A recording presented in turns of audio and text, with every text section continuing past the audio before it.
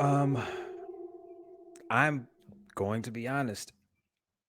I do not have a final thought because tonight was just so much fun because we got to talk about actually creating things and the link between creating things and the masculinity behind the creation of it. This was dope.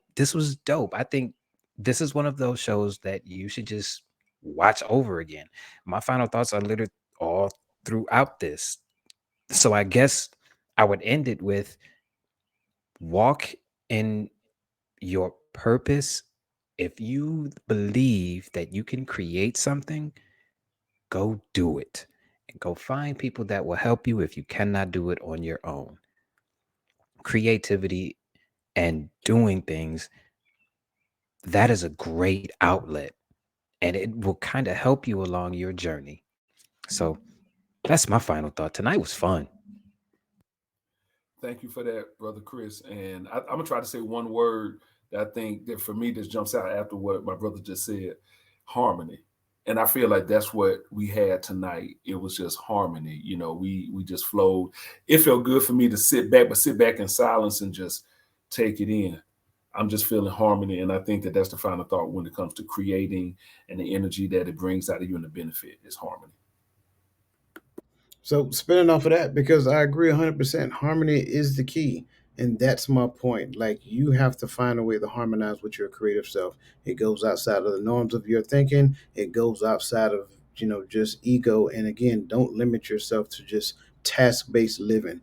Like, you got to find a way to isolate yourself, meditate, get in tune, harmonize with that higher creativity, that higher creative version of yourself, so you can be amazed at the outcome. That's it.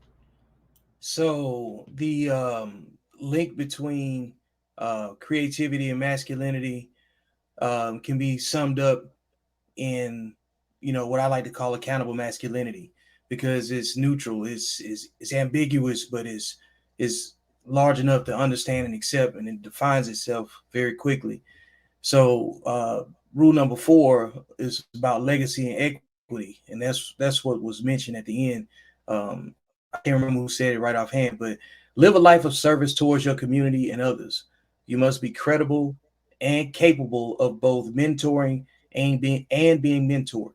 You must be receptive and coachable, and being able to instill knowledge and wisdom into others is an act of submission and a privilege.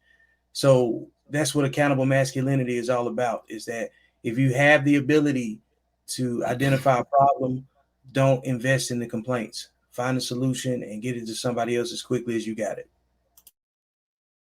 Okay, so in my final thought, I'm going to say this: creativity is not the execution. Creativity is the process that allows you to execute what you need to do. Okay? And people need to understand art and appreciate it is to understand the finer things in life, because that's where art dwells and creativity dwells. All right? The benefits of anybody being able to create is that gives you an outlet to do what you need to do, to execute. So if one holds back their own creativity, they're holding back the joy, happiness, anger, all the emotion that allows you to execute. So just remember that everybody has a form of creativity in them. The process of somebody fixing a car is the process. The execution is when they see the car drive away and you're a happy customer. So that people need to understand, to separate the two with creativity.